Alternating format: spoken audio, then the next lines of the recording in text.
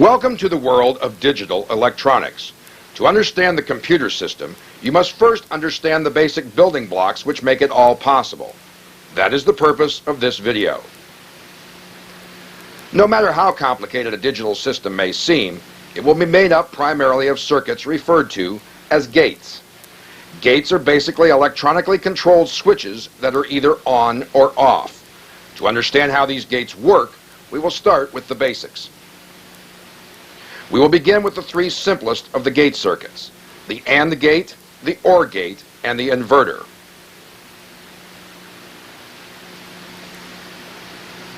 Here we see a simple circuit using two switches, A and B, and a lamp as the load. This simple circuit can be used to illustrate the basic operating principles of the AND gate. Switches A and B are normal open switches. You should also note that a truth table has been placed by the AND gate symbol. The truth table is used to indicate the electrical output transition, which results from each combination of electrical states at the input. For binary circuits, these states may be classified as being either 0 or 1, high or low, true or false, on or off, or open and closed. For the examples used in this video, we shall use the terms high and low. A high will indicate a high energy state, and the low will indicate a low energy state. Now let's examine this circuit and see how it works. As you may have already noticed, when neither switch is pressed, the lamp will not be on. At this point, we could say switch A is low, switch B is low, and the output is low. This has been illustrated on our truth table, which shows a low on A, a low on B will produce a low at the output. Now let's energize switch A and see what happens. When the button on A is pressed, you will notice that the lamp did not turn on. Again, according to our truth table, we now have a high on A, a low on B, and a low at the output. Next, we will release the button on switch A and push in the button on switch B. Again, you will notice the lamp did not turn on. At this point, the truth table shows a low on A, a high on B, and a low at the output. Now suppose we push in switch A and switch B. When this happens, the lamp turns on. Our truth table now shows that a high on A and a high on B produces a high at the output. As you can see, the truth table is used to summarize the operation of the gate circuit. You also notice that for the AND gate circuit to produce a high, the output had to have a high at both inputs A and B. Now let's look at the OR gate. Here we see the OR gate being represented by a simple circuit consisting of a battery, two switches, and a lamp. But this circuit is different from the one previously shown in that switches A and B are now in parallel. Also shown in this illustration is the symbol for the OR gate, as well as the truth table. We will now examine this circuit to see how it works. When neither switch is pressed, the lamp will not turn on. This is indicated on the truth table. The truth table shows a low on A and a low on B produces a low at the output. Now suppose we push the button down on switch A. As you notice, the lamp turned on. Our truth table now shows that a high on A and a low on B will produce a high at the output. Next, we will release switch A and push the button on switch B. Once again, the lamp is energized. The truth table now shows that a low on A and a high on B will result in a high at the output. As you may have noticed, we can produce a high at the output by pushing in the button on either switch A or switch B. Now suppose we push in switch A and switch B. Once again, the lamp will turn on and remain on. This is represented on the truth table as being a high on A, a high on B, which produces a high at the output. Next, we will examine the inverter gate. The switch used in the inverter circuit is different from those used to illustrate the AND gate and the OR gate. If you recall, the switches used for the AND gate and the OR gate were normal open switches. The switch used for this simple circuit is a normal closed switch. In this circuit, the lamp is normally energized. Only when the switch is open does the lamp turn off. Since the inverter has only one input and one output, it will have only two states of operation. As you can see from the truth table, when the input is high, the output will be low, and when the input is low, the output will be high. Basically, the inverter reverses or inverts the incoming signal. You will also hear this gate being referred to as a NOT gate. Now let's see what would happen if we combine two of these gates. Here we see the AND gate and the inverter or NOT gate. Also shown are the truth tables for the two gates. As you may recall, the AND gate had to have both an A and B high to produce a high output, while the inverter simply inverted the signal. Let's suppose we place a positive going signal into input A of the AND gate. Input B will remain low or at ground potential.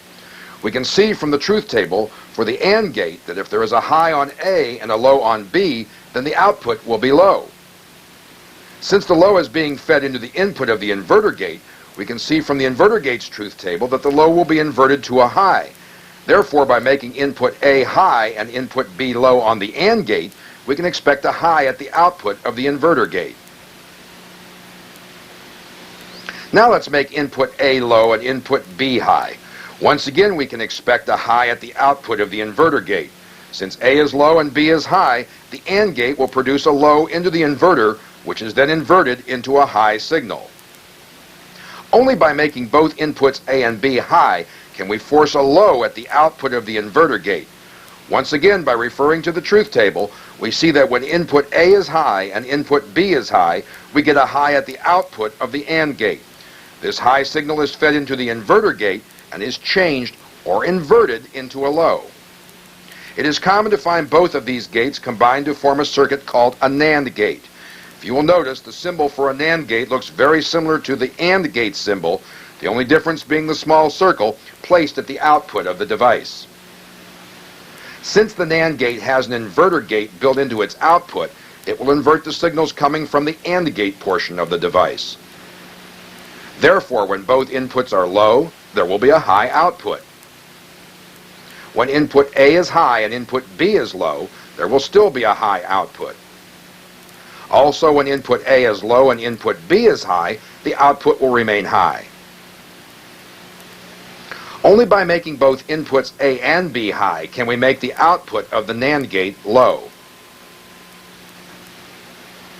Here we see the OR gate with an inverter gate. Also shown are both truth tables. If you will recall, when either input A or input B was high, it produced a high at the output of the OR gate. When the high from the OR gate is fed into the inverter circuit, it is changed into a low. The only possible combination for producing a high from this circuit is when there are lows at both inputs A and B. When inputs A and B are low, then the output of the inverter circuit will be a high. Once again, it is common to find both the OR gate and the inverter gate being used to form a common digital gate called the NOR gate. Notice the circle at the output of the gate symbol. Anytime you see this small circle being used on a gate, it indicates the signal is being inverted at that point. Most of the gates shown to this point have had only two inputs and one output. In today's modern circuit, it is common to find gates with 3 or even 4 inputs each.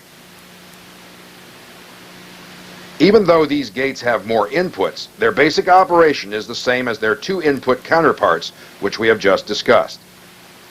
Let's examine the 4 input AND gate first and look at these similarities. The 4 input AND gate is being illustrated with a simple series circuit consisting of 4 normal open switches and a lamp for the load. A truth table has also been shown beside the circuit, indicating the output state when all inputs are low. As you will notice, when switch A is energized, the lamp does not turn on.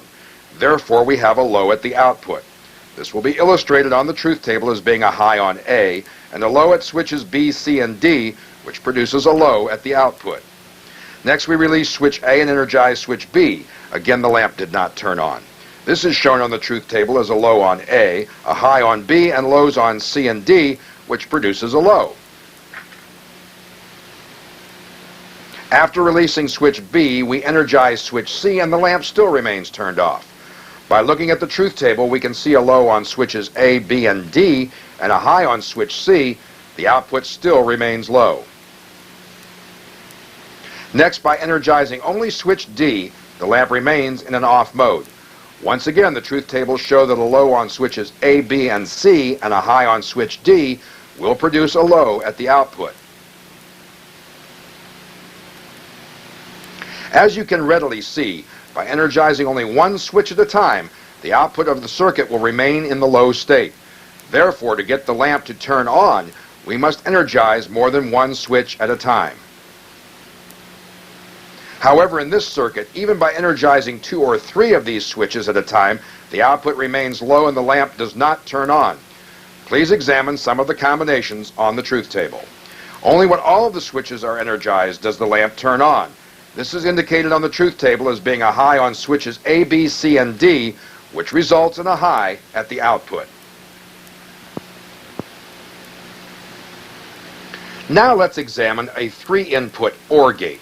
To do this, we will use a simple parallel switch circuit consisting of 3 switches with a lamp as the load at the output. Notice the switches are wired in a normal open configuration. By examining the truth table, you can see that the lamp will be lit for every combination except one. Only when none of the switches are energized will the lamp turn off.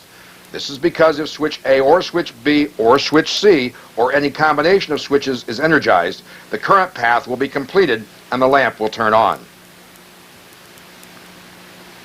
As you have seen from these past 2 illustrations, the 2 input devices and the multi-input devices both operate on the same principle, in that the AND gates must have all the inputs high to produce a high output, and the OR gates have to have anywhere from 1 to all of the inputs high to produce a high output. We will now pause for a short review of the material just discussed.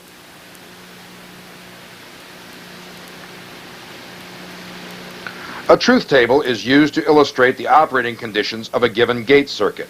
It will list all the various input and output combinations. The AND gate is only high at the output when all inputs are high. Essentially, we are saying when one input is high and all of the other inputs are high, it produces a high output. The OR gate, on the other hand, will produce a high at the output when any of the inputs are high. In other words, if one input or any of the inputs are high, it will produce a high at the output. The inverter gate, or NOT gate as it is sometimes called, is used to switch the signal from one state to the other. The NAND gate may be considered as being an AND gate followed by an inverter gate. The NAND gate symbol is distinguished by the small circle placed at the output end of the AND device. The NOR gate may be considered as being an OR gate followed by an inverter gate. The NOR gate symbol is recognized again by the small circle placed at the output end of the OR gate. Only 2 states of energy exist in a digital logic circuit. These 2 states may be referred to as being either high or low, on or off, true or false, or 0 or 1. The 0 represents a low state and the 1 a high state. Common gate circuits are also available with multiple inputs. These gates operate on the same principles as their 2 input counterparts. This concludes our first review.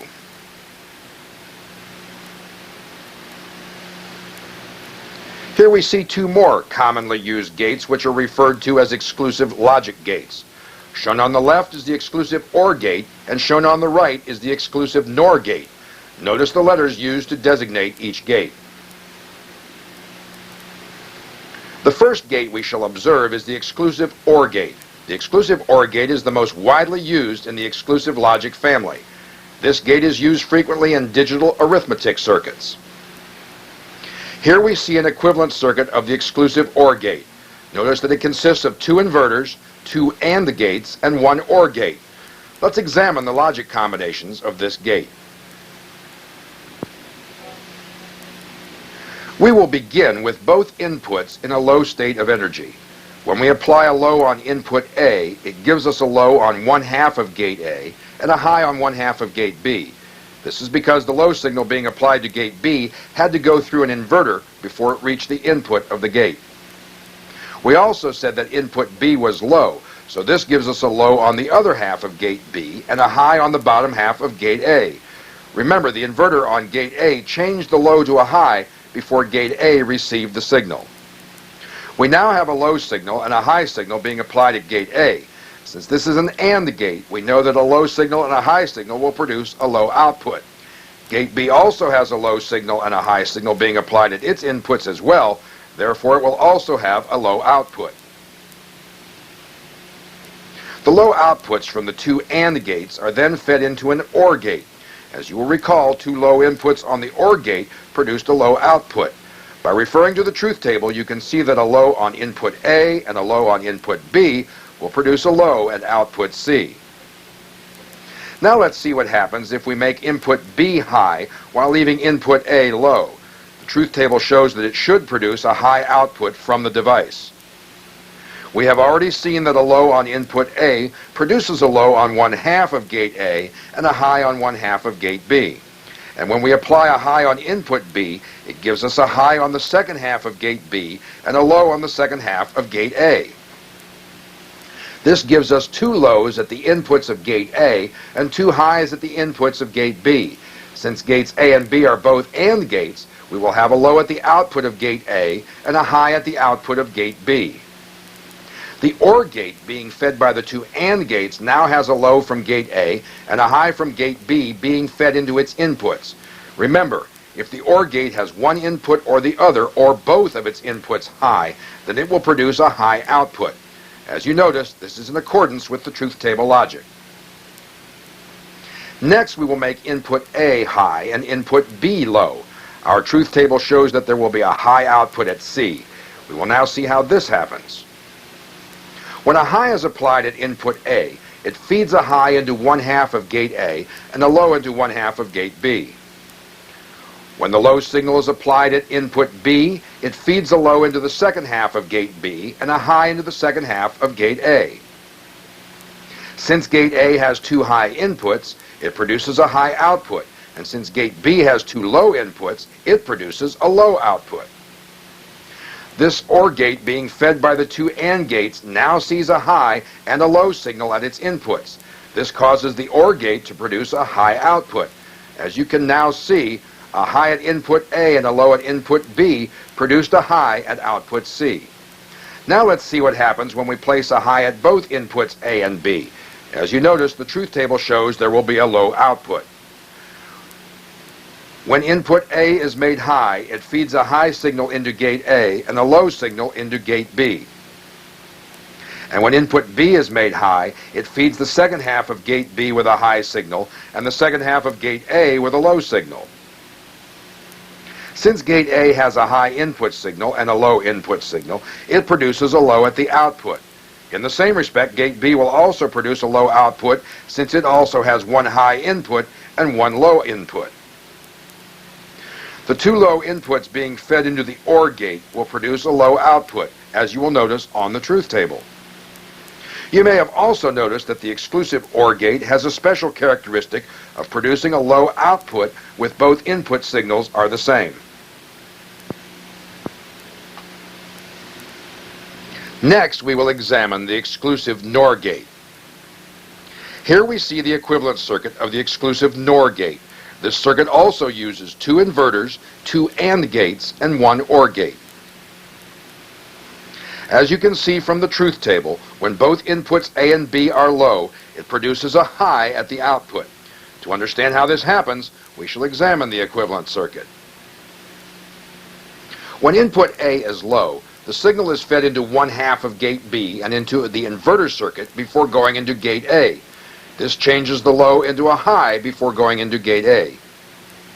When input B is made low, it is also fed into 1/2 of gate B, and it also goes into an inverter circuit before going into gate A. Once again, the signal is changed into a high before going into gate A. Since gate A has two high inputs, it produces a high output. Gate B, on the other hand, has two low inputs, so it will produce a low output. When the OR gate sees a high input and a low input, it switches to a high state. As you see, we have proven that two low inputs will produce a high at the output, as was shown on the truth table. Next, we will examine the condition of the exclusive NOR gate when a low is applied at input A and a high is applied at input B. The truth table shows that the output will be low. As we have just seen, when input A is made low, it places a high at one input of gate A and a low at one input of gate B. But when input B is made high, it places a high at the other input of gate B and a low on the second input of gate A. The high and the low inputs being applied on gate A will force the gate to go to a low state since it is an AND gate. Gate B will also be low since it also has a low and a high input being applied. The OR gate now sees two low signals being applied at its inputs. Therefore, it will go to a low state. As you see, once again the truth table was correct. Now let's examine the condition of a high at input A and a low at input B. According to our truth table, the output will be a low. When input A is made high, it feeds a high into one half of gate B and a high into the inverter circuit at gate A. The inverter changes the signal into a low and feeds it into gate A. And when input B is made low, it places a low on the second input of gate B and a high on the second input of gate A. Remember, the signal first passes through an inverter circuit before reaching gate A. Since gates A and B are both AND gates, and they each have a high and low signal being applied at their inputs, they will produce a low at their outputs. The low signals from the AND gates are then fed into the inputs of the OR gate. This causes the OR gate to produce a low output, once again just as was indicated by the truth table. Next we shall see what happens when we make both inputs high. Our truth table shows that there will be a high output. As you can see, when input A is made high, it places a low at one input of gate A and a high at one input of gate B. When input B is made high, it feeds a high into the other input of gate B and a low into the other input of gate A. Gate A now has two low inputs, which causes it to produce a low at its output, and gate B now has two high inputs, which it causes it to produce a high output. This high output from gate B and low output from gate A is then fed into the OR gate. This causes the output of the OR gate to develop a high. There are many different types of logic families, each having its own particular characteristics. When designing these logic circuits, there is always a trade-off between switching speed and the power consumed. Notice, for example, that the emitter-coupled logic family is the fastest of the logic groups. It has a switching speed of only 1 to 2 nanoseconds, yet it will consume 40 milliwatts of power. Whereas the CMOS logic family has a switching speed of 25 nanoseconds and only consumes 10 nanowatts of power.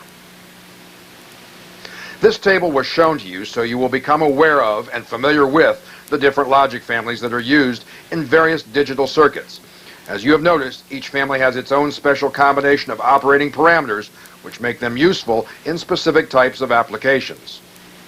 Before covering some of the more common logic families found in today's digital equipment, we will quickly review some of the material just discussed.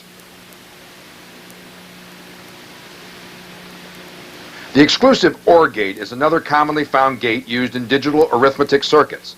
The uniqueness of the exclusive OR gate is in its ability to produce a low output state when both inputs are at the same energy level.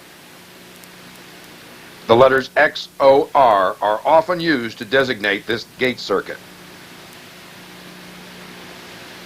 To better understand the operation of the exclusive OR gate, you should use the equivalent circuit shown to you earlier in the program.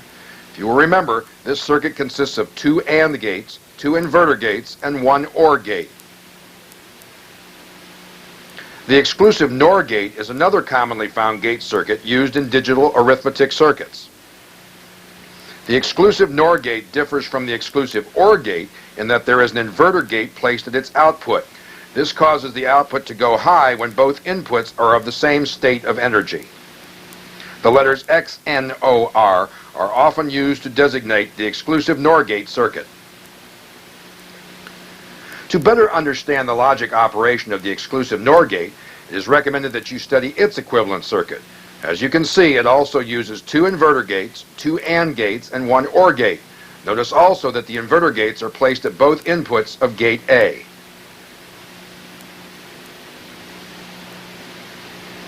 There are a wide variety of digital logic families which have been used or are currently being used in today's modern equipment. Each family has its own special characteristics and parameters. This concludes review number 2.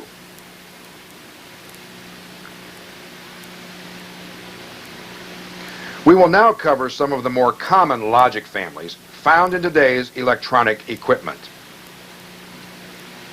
The first family we shall cover is the TTL. TTL stands for transistor-transistor logic. The TTL logic is the most widely used of the logic families. There are two basic groups of TTL logic circuits. These are the 5400 group, which is used for military equipment, and the 7400 group, which is used for commercial equipment. The military group requires more rigid specifications than does the commercial group.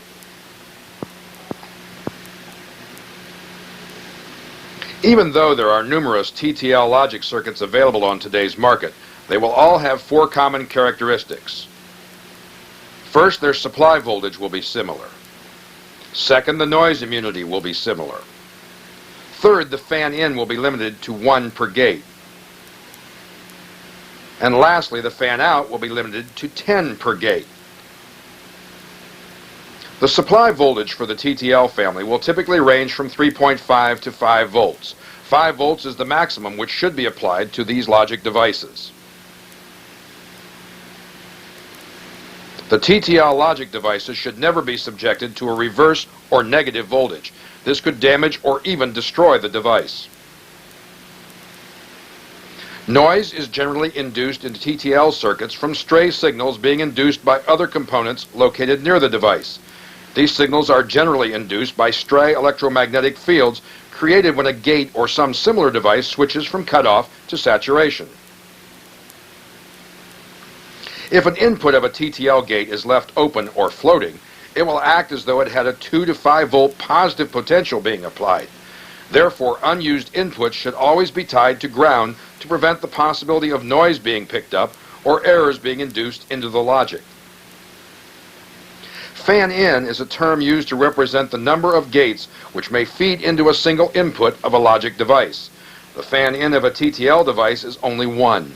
In other words, a TTL will only accept 1 signal source per input. The fan-out, on the other hand, is used to represent the number of inputs to which the output of the device can supply energy. TTL gates must be capable of supplying 400 milliamps at its output and drive 10 standard TTL gates. The logic high level of the TTL logic family will typically be 5 volts, and the low logic level will typically range from 0.2 to 0.6 of a volt. The switching speed or propagation delay of a standard TTL device will be approximately 10 nanoseconds. The switching speed is the time required for the device to go from cutoff to saturation or from saturation to cutoff. The TTL device will generally consume about 10 milliwatts per gate. Another commonly found logic family is the CMOS family. CMOS ICs are constructed with complementary metal oxide semiconductor devices. The insulated gate in the CMOS device provides a very high input impedance. This causes the device to consume very small amounts of power. The power consumed by a typical CMOS gate will be about 0.01 microwatts. This makes the CMOS logic family ideally suited for battery-operated circuits. The CMOS equivalent of a TTL gate will have a prefix of 8800. This number indicates it is a CMOS device. CMOS operating voltage levels can range from 3 volts to 15 volts. Notice the difference in supply voltage requirements between the CMOS and TTL devices. A high output condition of the CMOS device will be almost equal to the supply voltage, and a low output condition will be around 1.2 volts. As was mentioned earlier, there is a trade-off between switching speed and power dissipation in all logic gates. The CMOS device is no exception. The switching speed of the CMOS gate is typically 25 nanoseconds. This makes this device much slower than its TTL counterpart. Presently, the TTL and CMOS logic families dominate the small-scale and medium-scale integrated digital circuits. Here we see another commonly used digital logic family. These logic devices are termed ECL, which stands for emitter-coupled logic. Internally, the emitter-coupled logic circuits will use NPN transistors with their emitters tied together. Notice in the schematic of an ECL gate, the emitters of Q1 and Q2 are tied together. Transistor Q1 is used for one input, and transistor Q2 is used for the other input. Also notice that this gate has two outputs. One comes from the emitter of transistor Q4, and the other comes from the emitter of transistor Q5. You may also have noticed that the symbol for the gate has an inverted output and a non-inverted output. This is the symbol of an ECL NOR-OR gate device. The emitter-coupled logic family is among the fastest of the digital family groups in use today. These devices are widely used in industry where cost is not the primary factor. The ECL devices are commonly found in high-speed computing systems. ECL circuits are designed so that the collector to emitter voltages are always above 0.3 of a volt. This keeps the transistors in an active mode of operation and avoids hard saturation when the transistors are turned on. The fastest ECL series available will have a propagation delay of only 1 nanosecond with a power dissipation of 60 milliwatts per gate. In another ECL series, the propagation delay is 2 nanoseconds with a power dissipation of only 25 milliwatts per gate. Notice the trade-off between speed and power dissipated. The faster the gate, the higher the power consumed. Next, we will examine the numbering systems used in digital circuits. However, let's pause for a short review of this most recently discussed material.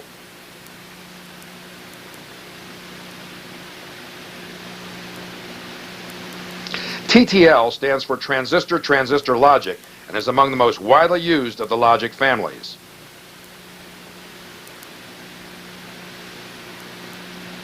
TTL devices are generally classed in the 7400 group for commercial use. Supply voltages for the TTL family will typically range from 3.5 to 5 volts, with 5 volts being the maximum allowable voltage.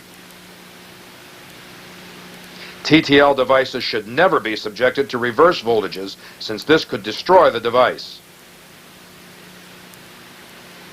Inputs on TTL gates should never be left open or floating, because stray signals from nearby circuits can be induced into the gate, which will cause errors in the logic information. Fan-in is a term used to represent the number of gates which may be fed into a single input of a logic device. Fan-out is a term used to represent the number of inputs that the output of a device can supply energy to. Another common logic family is the CMOS family. The CMOS devices will have a very high input impedance and will consume very small amounts of power.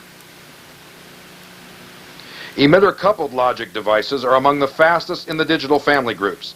The fastest in the ECL series has a propagation delay or switching speed of only 1 nanosecond, but it will consume as much as 60 milliwatts of power per gate. This concludes review number 3.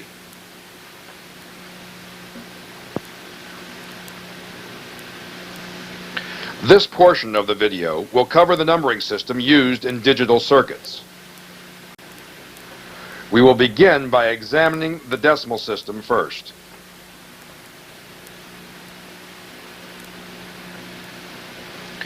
You have been taught from your childhood experiences with mathematics how to count from 1 to 10. Basically, you were learning the decimal numbering system. You learned that the decimal numbering system used 10 different symbols. These symbols were 0, 1, 2, 3, 4, 5, 6, 7, 8, and 9. The decimal numbering system also utilizes positional notation. This is the order of digits whereby the leftmost digit carries the largest value and the rightmost digit carries the smallest value. For example, the number 9,356 can be stated as having 9 1,000s, 3 100s, 5 10s, and 6 1s. The multipliers in this case, the 1,000, the 100, 10, and 1, are referred to as weights.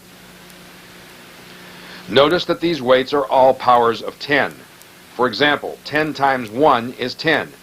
10 to the second power, or 10 times 10, is 100, and 10 to the third power, or 10 times 10 times 10, is 1,000. So far, you have seen any numerical value can be expressed as a decimal number using positional notation, and the sum of the weighted symbols 0 through 9. Next, we will see that a numerical value may also be expressed as a binary number using positional notation. The weights of the binary numbers will be in powers of 2. Remember, the decimal numbers use weights which were in the powers of 10. The numerical symbols used for the binary numbering system are 0 and 1. Numbers in any given electronic system will be expressed as voltage levels, current levels, or magnetization levels. In principle, we could have 10 different energy level states to represent the 10 digits used in the decimal system. However, it would require a much more complex circuitry to distinguish between these various levels. To simplify this problem, the binary system is used since it has only 2 levels of energy. It is either on or off. This two-state system is much more efficient and much less costly to build. You will see that any numerical value may be represented by the binary system using positional notation. For example, a number with a binary weight of 32 will have a power of 2 to the 5th power.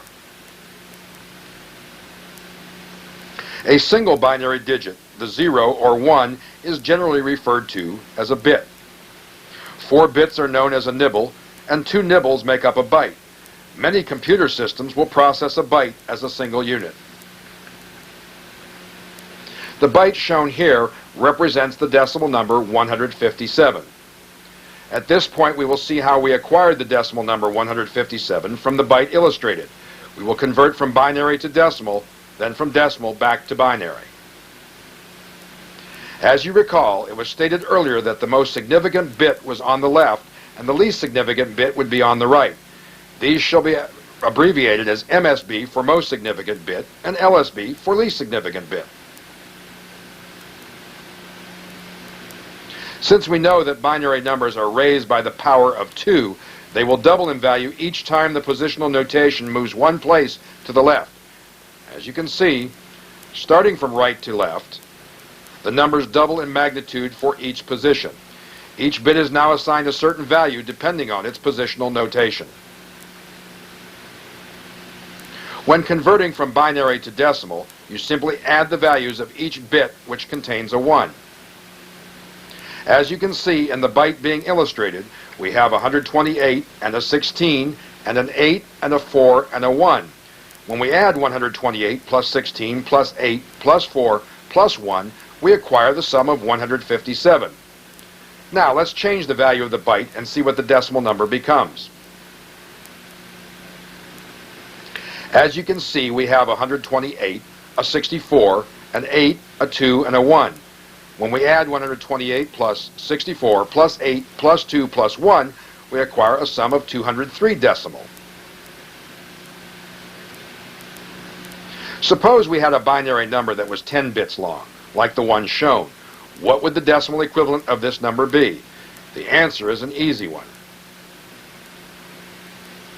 First, we place our values above each of the bits, remembering that each value must double as it moves to the left. Then we simply add the values of each bit that has a 1. When we add 512 plus 64 plus 32 plus 8 plus 4 plus 2, we acquire the sum of 622 in decimal. Now suppose we need to convert a decimal number to binary. This will also be a very simple procedure. To convert a decimal number to binary, you first subtract the largest possible power of 2 and then keep subtracting the next largest possible power from the remainder, placing ones in each column of the number you were able to subtract and zeros in the columns for the numbers you could not use.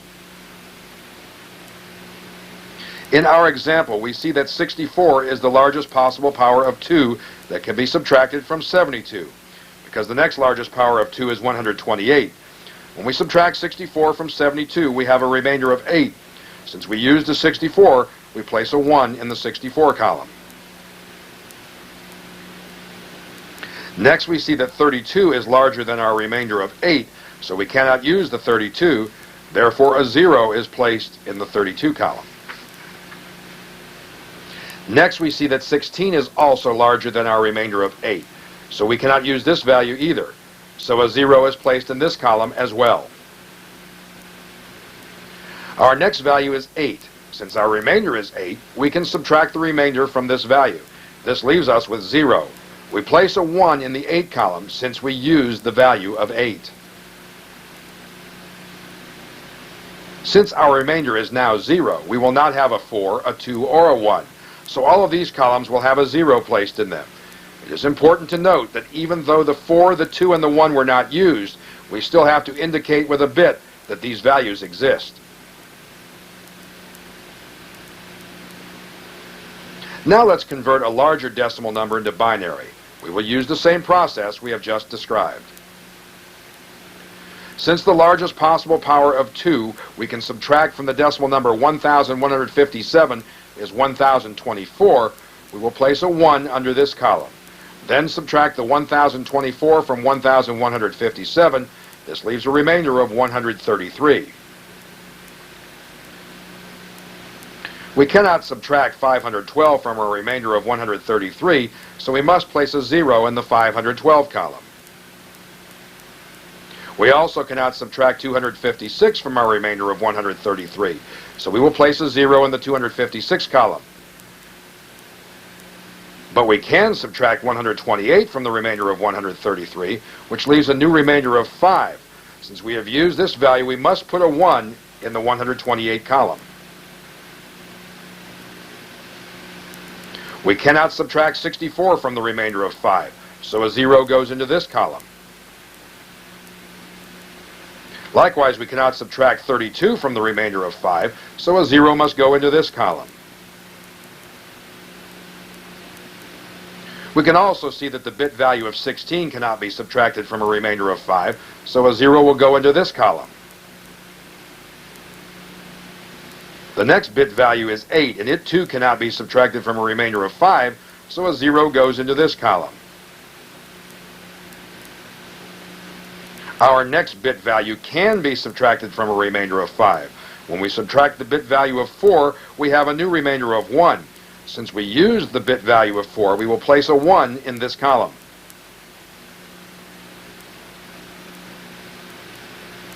Now we see we cannot subtract a bit value of 2 from a remainder of 1, so we place a 0 in the 2 column. Our final bit value is 1, and we have a remainder of 1, so we place a 1 in this column.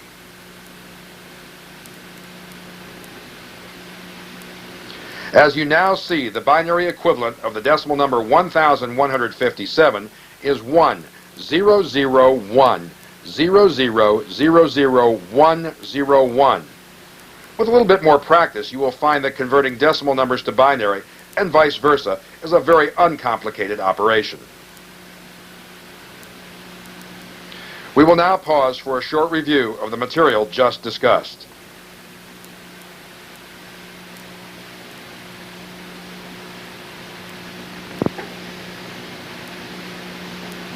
The decimal number system utilizes 10 digits. These digits are 0 through 9.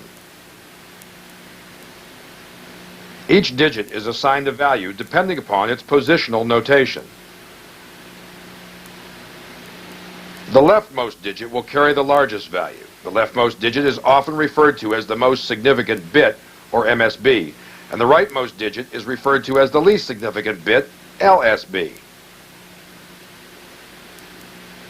The binary number system uses only 2 digits. These digits are 0 and 1. The weight of binary numbers is computed in powers of 2. In other words, as the numbers move to the left, they double in magnitude. Binary numbers are used in logic circuits primarily because the system is less costly to build. A single binary digit is referred to as a bit. 4 bits are known as a nibble, and 2 nibbles form a byte. To convert a decimal number to binary, you first subtract the largest possible power of 2 and keep subtracting the largest possible power of 2 from the remainder. Ones are placed in the columns where a power of 2 can be subtracted, and zeros are placed in the others. To convert from binary number to a decimal, you simply add all the values together from the columns which contain a 1. This concludes review number 4.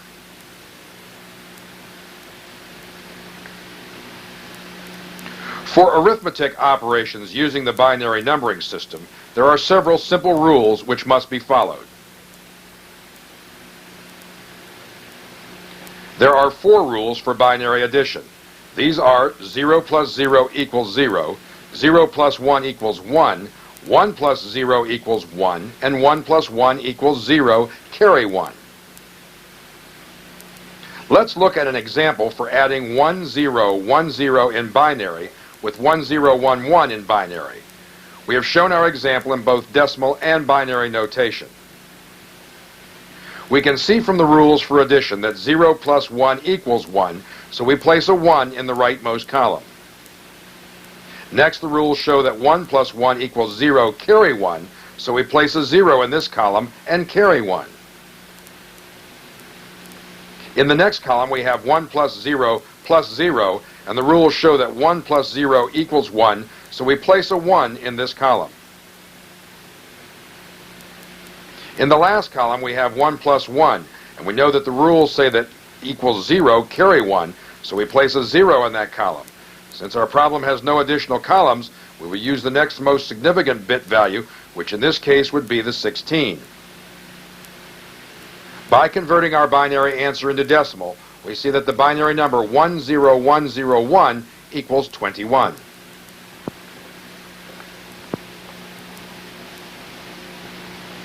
There are also 4 simple rules for binary subtraction.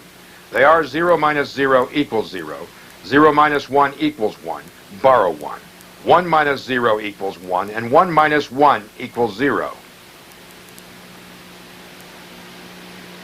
In our example, we have shown the decimal equivalent and the binary problem. Remember, we begin with the least significant bit and work toward the left and the MSB. When we subtract 1 from 0, the rule shows that the answer is 1 and borrow 1 from the next column. Therefore, we will place a 1 in this column and place a minus 1 in the next column. Since we now have a minus 1 and a plus 1 in the next column, this will equal 0. When we subtract a 0 from a 0, the rule shows the answer is 0, so we place a 0 in this column. In the next column, we again subtract a 1 from 0, which the rules show the result will be a 1, borrow 1. Therefore, we place a 1 in this column.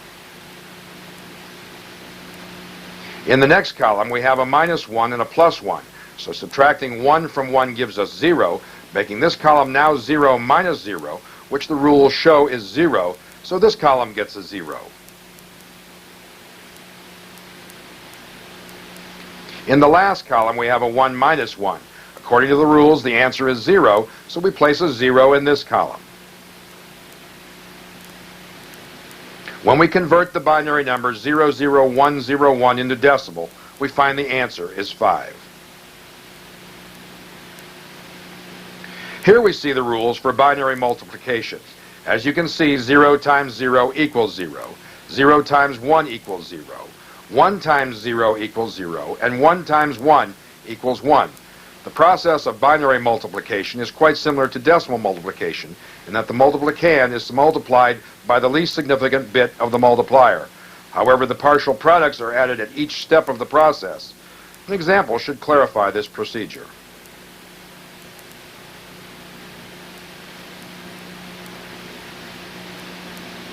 In this example, we are multiplying 1101 by 100 binary. As you can see, the decimal equivalent is 4 times 13.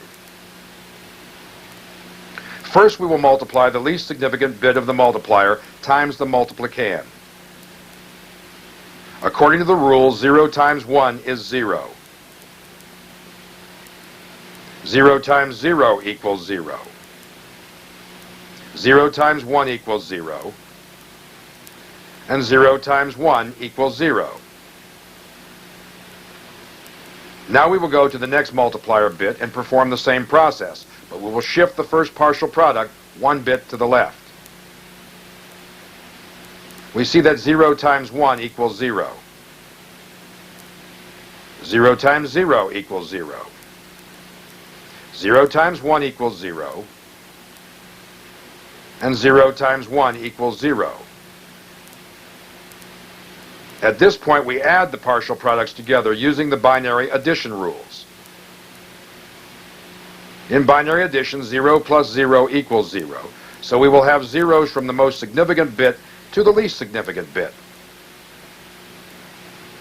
Next, we multiply the most significant bit of the multiplier times the multiplicand. And we must also shift the next partial product one bit to the left from the previous shift. When we multiply 1 times 1, the product is 1. When we multiply 1 times 0, the product is 0. Again, we multiply 1 times 1, and the product is 1. And again, 1 times 1 equals 1. Next, we again add the two partial products using the rules of binary addition. Our answer is 110100 binary.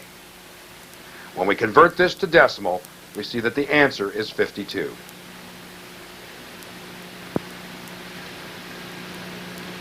Now we will examine binary division. The rules for binary division are the same as those used in the decimal system. For example, if we divide the binary number 1111110 by the binary number 110, the answer will be 10101. Let's work this problem to see how we acquired the answer. The smallest number that 110 will divide into is the first three bits of the dividend, which is 111. Therefore, we will place a 1 above the third bit and subtract the 110 from the 111.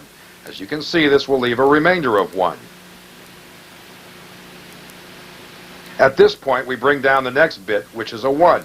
Since 110 will not divide into 11, we place a 0 above this bit. From here, we bring down the next bit, which is a 1, and place it to the right of our remainder. This gives us the number 111.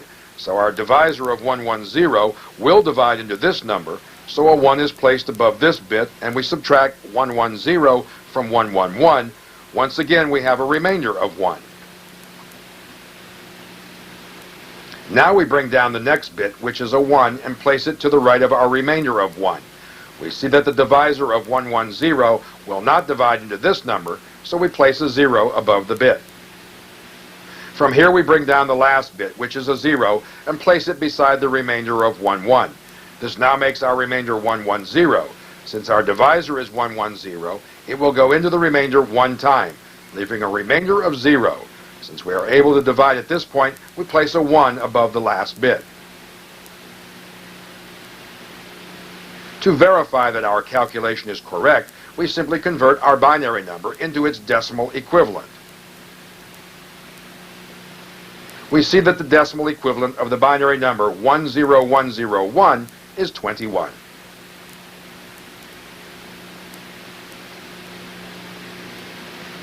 This concludes our first video in the basics of digital. You have seen how the AND gate, OR gate, NAND gate, NOR gate, NOT gate, exclusive OR gate, and exclusive NOR gate function. You have also learned how to convert decimal numbers to binary and binary numbers to decimal, as well as how to add, subtract, multiply, and divide using the binary system. It is recommended that you view this video as many times as necessary until you become familiar with the information being presented to you. You will find that in your career as an electronic technician, you will need to know and understand the basics of digital to work on today's modern digital equipment.